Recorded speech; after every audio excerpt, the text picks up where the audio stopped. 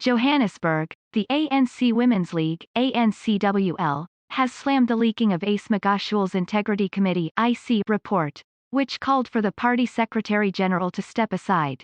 The Women's League slammed the committee, which is headed by George Mashamba, and called on the body to guard against purging ANC leadership through coercion by the party's historical class enemies. On Tuesday, the party through spokesperson Pule Mabe said that Magashule would not step aside immediately and the National Executive Committee, NEC, would engage with the report. At the right time, the Secretary-General faces criminal charges of fraud, corruption and money laundering in relation to the R255 million asbestos saga.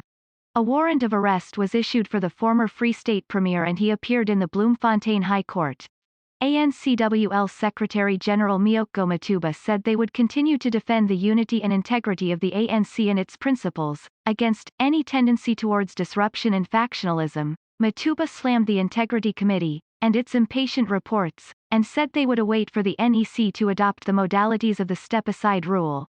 In executing its roles and responsibilities, the IC should not seek to prove themselves to populist demagogues for peddling lies and pitting ANC comrades against each other.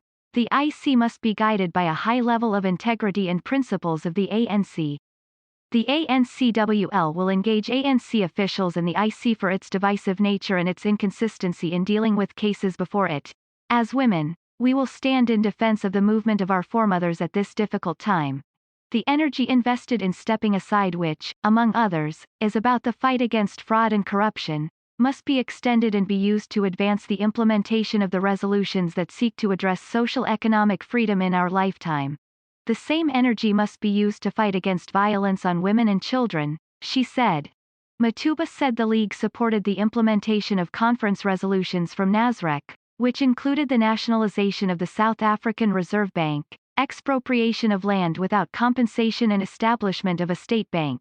We support the fight against fraud and corruption, however, we will not endorse any IC report which appears to be advancing a particular counter-revolutionary narrative against the decision of the ANC-NEC, she said.